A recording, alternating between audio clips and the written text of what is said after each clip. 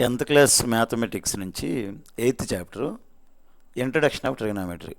అయితే ఈ చాప్టర్ నుంచి నేను ట్రిగనామెట్రిక్ టేబుల్ ఈజీగా ఎలా గుర్తుపెట్టుకోవాలన్నది మీకు ఈ క్లాస్లో నేర్పుతాను.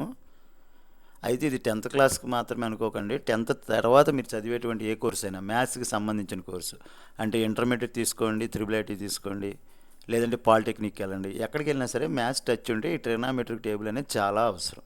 ఈ ట్రిగనామెట్రిక్ టేబుల్ నేర్చుకోవాలంటే ట్రిగనామెట్రీలో ఉన్నటువంటి మెయిన్ ఫార్ములాలు, బేసిక్ ఫార్ములాస్ ఒక 3 ఉన్నాయి. ఇది ఫస్ట్ది, సెకండ్ది, థర్డ్ది. ఈ మూడిటికి రెసిప్రోకల్స్ ఈ మిగిలిన 3 అమ్మ. ఈ 6 తెలిస్తేనే మనకు ట్రిగనామెట్రిక్ టేబుల్ అనేది అర్థమవుతుంది. ఈ 6 గురించి కనుక మీరు నేర్చుకోవాలనుకుంటే నా ముందున్నటువంటి వీడియోస్లో ట్రిగనామెట్రీ నుంచి నేను 2 క్లాసులు చెప్పాను. ఆ ఫస్ట్ క్లాస్ చూడండి, అర్థమవుతుంది. సరే, బ్రీఫ్గా నేర్చుకోకపోయినా ఈ పేర్లు తెలిస్తే మనం టేబుల్ నేర్చుకోవచ్చు. ఫస్ట్ దాని పేరు సైను, ఇది కాస్, ఇది ట్యాను. సైన్కి రెసిప్రోకల్ కాస్, కొసికెంట్. సైన్కి రెసిప్రోకల్ కొసికెంట్. రెసిప్రోకల్ అంటే అర్థం కాలేదేమో, ఒకసారి చెప్తాను. సైన్ చివరిలో ఏముంది? BC/AC అని ఉంది. ఓకేనా? BC/ACని రివర్స్లో అంటే న్యూమరేటర్ని డినామినేటర్ కింద, డినామినేటర్ని రోమినేటర్ కింద మారిస్తే ఏమవుతుంది? BC/AC కాస్త AC/BC అవుతుంది. ఇది 6లో ఎక్కడన్నా ఉందని చూడండి. BC/AC కాస్త AC/BC ఇక్కడ అయిందా? సో దీనికి ఇది రివర్స్. దీని పేరేంటి చూడండి, కొసీకెంట్. అంటే సైన్ని రివర్స్ చేస్తే కొసీకెంట్ వస్తుంది. దీన్నే మనం థియరిటికల్గా సైన్స్ యొక్క రెసిప్రోకల్ కొసీకెంట్ అని, కాస్ రెసిప్రోకల్ సీకెంట్ అని, ట్యాన్కి రెసిప్రోకల్ కాట్ అని అంటాం. ఈ నేమ్స్ గుర్తుపెట్టుకోండి. అయితే ఇక్కడ ఉన్న ఆర్డర్ ఏంటంటే సైను, కాసు, ట్యాను. కొసీకెంట్, సీకెంట్, కాట్ ఉంది. నేను రాసే టేబుల్లో కాట్, సీకెంట్, కొసీకెంట్ అని రాస్తాను, ఎందుకంటే మీరు గుర్తుపెట్టుకోవడానికి ఈజీగా ఉంటుంది. ఓకే, సరే, మనం ఈ ట్రిగనామెట్రిక్ టేబుల్ నేర్చుకున్నాము. దీన్ని నేర్చుకోవడం వలన మనకి ఎన్ని మార్కులు వస్తాయి ఏంటి అని ఒక ఐడియా మీకు ఉండకపోవచ్చు. ఒకసారి లాస్ట్ ఇయర్ SCRTలో 100 డేస్ యాక్షన్ ప్లాన్లో ఇచ్చింది ఏంటంటే ఇంట్రడక్షన్ ఆఫ్ ట్రిగనామెట్రీ నుంచి 1 మార్క్ ప్రాబ్లం ఒకటి వస్తుంది, 2 మార్క్స్ ప్రాబ్లం ఒకటి, 4 మార్క్స్ ప్రాబ్లం ఒకటి, మొత్తం 7 మార్క్స్ వస్తాయి. ఒకసారి ఆ క్వశ్చన్స్ కూడా చూద్దాం, ఈ టేబుల్కి సంబంధించిన ఏమైనా తగిలినాయేమో. ఇందులో చాలా ఉన్నాయి. నేను ఫస్ట్ 5 క్వశ్చన్స్ తీసుకున్నా 4 మార్క్స్లో. ఇందులో సెకండ్ ప్రాబ్లంలో ఏ ఉంది కదా, ట్రిగనామెట్రిక్ టేబుల్ తెలిస్తేనే ఈ క్వశ్చన్కి మనం ఆన్సర్ చేయగలం. అలాగే ఈ ప్రాబ్లమ్ని కూడా మనం సాల్వ్ చేయాలి అంటే ట్రిగనామెట్రిక్ టేబుల్ తెలిసి ఉండాలి.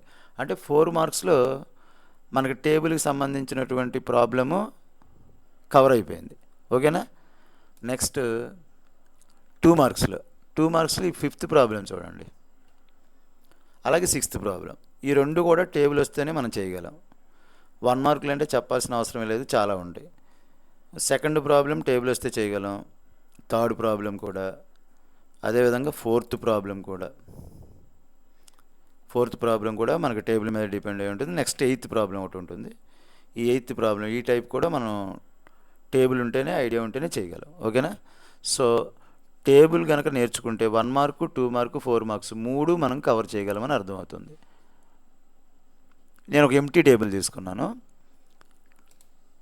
మనకి ట్రిగనామెట్రీ అంటేనే యాంగిల్స్ మీద డిపెండ్ అయి ఉంటుంది, కాబట్టి యాంగిల్ని నేను టేటా అనుకున్నా. మీకు టెక్స్ట్ బుక్లో ఏ అని ఉండొచ్చు, కన్ఫ్యూజ్ అవ్వద్దు. మరి యాంగిల్ ఎక్కడి నుంచి స్టార్ట్ అవుతుందంటే ఏదైనా 0 దగ్గర నుంచి స్టార్ట్ అవుతుంది. కాబట్టి first 0 degrees, next 30 degrees, 45 degrees, 60 and 90 degrees తీసుకున్నాను నేను. 10th క్లాస్లో మీకు ఈ డిగ్రీలు మాత్రమే ఉంటాయి. మీకు ఈ టేబుల్ వస్తేనే ఇంటర్మీడియట్, ఆ విధంగా డిగ్రీ కానీ, లేకపోతే పాలిటెక్నిక్ కానీ, ఇంజనీరింగ్ కానీ, ఏదైనా ఈ టేబుల్ వస్తేనే మీరు అక్కడ ప్రాబ్లమ్స్ చేయగలరు. అయితే 10th క్లాస్ వరకు ఈ 5 మాత్రమే ఉంటాయి. అయితే ఇంటర్మీడియట్కి వెళ్ళిపోయిన తర్వాత ఏమవుతుంది? 15 degrees ఉంటుంది, 22.5 degrees ఉంటుంది, ఇంకా చాలా ఉంటాయి. అయితే వాటన్నిటినీ చేయాలంటే మనకి ఈ టేబుల్ వస్తేనే చేయగలం. అందుకని ఈ టేబుల్ని బాగా స్టడీ చేసి, చెప్పేది జాగ్రత్తగా విని, ఎక్కువగా ప్రాక్టీస్ చేసి నేర్చుకోండి. ఓకే, ఇప్పుడు మనకి ఈ 6 రోస్లో ఒక దాంట్లో సైను, రెండో దాంట్లో కాస్, మూడో దాంట్లో ట్యాను తీసుకుందాం. మీకు ఇంతకుముందు ఇచ్చిన ఫార్ములాస్ లిస్ట్ ఉంది కదా ముందు పేజీలో, దాంట్లో ఇక్కడ కొసీకెంటు, సీకెంటు, కాటు అని వచ్చింది. నేను అలా రాయట్లా, కాట్ రాస్తున్నా ముందు, నెక్స్ట్ సీకెంట్ రాస్తున్నా, ఆ నెక్స్ట్ కొసీకెంట్ రాస్తున్నా. ఇలా రాసుకుంటే మీకు ఈ టేబుల్ ఈజీగా గుర్తొస్తుంది. ఇకపోతే ఈ ఫస్ట్ సైన్ రోలో ఉన్నటువంటి ఈ 5 వాల్యూస్ని మీరు బట్టి పెట్టేయాలండి. ఇది ఒక్క రో గుర్తుపెట్టుకుంటే మిగిలిందంతా ఈజీగా చేసేయచ్చు. ఈ రో ఏంటంటే ఫస్ట్ సైన్ 0 డిగ్రీస్కి ఏంటంటే జీరోతోని బిగిన్ అవుతుంది. 0 తర్వాత 1/2, ఆ తర్వాత 1/√2, నెక్స్ట్ √3/2, నెక్స్ట్ 1. సైన్ వాల్యూ మీరు గమనిస్తే 0 నుంచి 1కి పెరుగుతూ వెళ్ళిందండి. సో సైన్ ఇంక్రీజ్ అవుతూ ఉంటుంది. నెక్స్ట్ 0 to 90 ఇంక్రీజ్ అవుతుంది. నెక్స్ట్ కాస్కి బట్టి పట్టాల్సిన అవసరం లేదు. ఈ ఒక్క రో మాత్రమే మీరు బట్టి పెడితే దీన్ని రివర్స్లో రాసుకుంటూ వచ్చేస్తే, అంటే 1 ఉంది కదా, ఈ 1 అని ఫస్ట్ రాస్తారు, లాస్ట్లో ఉన్న 1 అని ఫస్ట్ రాస్తారు. 1 ముందున్నది ఏంటి, √3/2, దాన్ని ఇక్కడ రాస్తారు. √3/2కి ముందు 1/√2 ఉంది, దాన్ని నెక్స్ట్. ఆ నెక్స్ట్ 1/2 ఉంది, దాన్ని నెక్స్ట్ 0. సో ఈ రోని రివర్స్లో రాసుకుంటూ వచ్చేస్తే మనకి సెకండ్ రో వచ్చింది. ఇక థర్డ్ ట్యాన్ థీటాకి ఒక ఫండమెంటల్ ఫార్ములా ఉంది, sin θ / cos θ అని. ట్యాన్ θ అంటే sin θ / cos θ. సింపుల్గా చెప్పాలి అంటే sin θ అంటే ఈ రో కదా, cos θ అంటే ఈ రో కదా. అంటే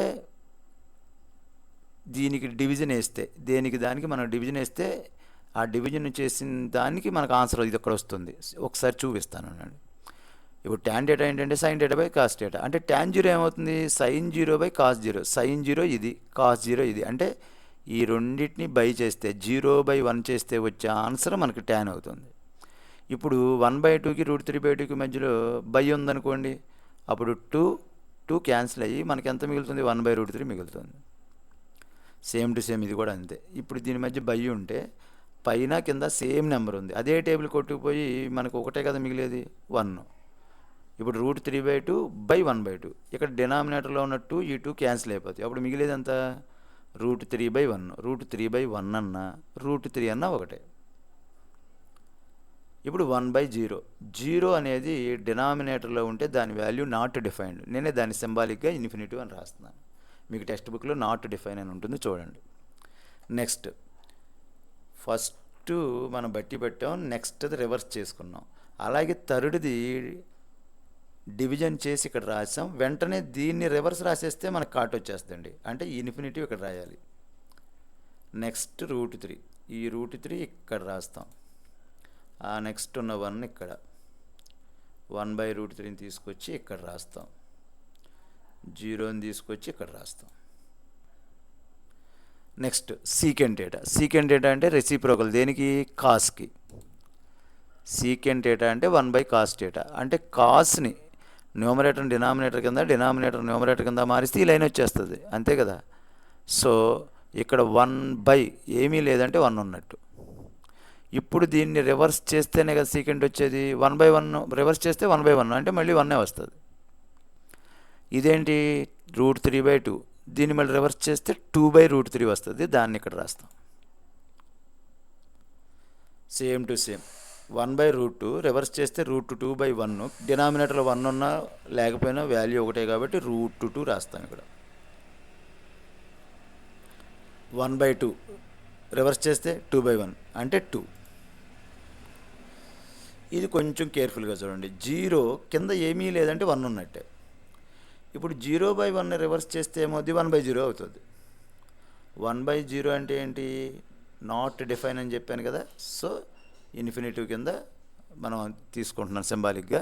ఇప్పుడు ఈ 5th రోని రివర్స్లో రాసుకుంటూ వస్తే 6th రో వచ్చేస్తుంది, అంటే ఇన్ఫినిటివ్ ఇక్కడ. నెక్స్ట్ 2, నెక్స్ట్ √2, ఆ నెక్స్ట్ 2/√3, ఇక లాస్ట్లో 1. ఇదే ట్రిగ్నామెట్రీ టేబుల్. దీన్ని కొంచెం ఎక్కువగా ప్రాక్టీస్ చేయండి, దీని నుంచి ఎక్కువ మార్కులు వస్తాయి. అదేవిధంగా మీకు ఫ్యూచర్లో ఈ ట్రిగ్నామెట్రీ క్లాసెస్ బాగా అర్థం కావాలంటే ఈ టేబుల్ ఎంత బాగా వస్తే అంత మంచిదండి. నా ఎక్స్ప్లెనేషన్ నచ్చితే లైక్ చేయండి, షేర్ చేయండి, మీ ఫ్రెండ్స్కి చూపించండి. అలాగే మీకు ఏమైనా డౌట్లు ఉన్నా సరే నాకు కామెంట్ సెక్షన్లో కామెంట్ చేస్తే మీ డౌట్ వరకు ఒక చిన్న వీడియో చేసేసి క్లాస్ చెప్పి నేను మీకు పోస్ట్ చేస్తాను. Thank you students.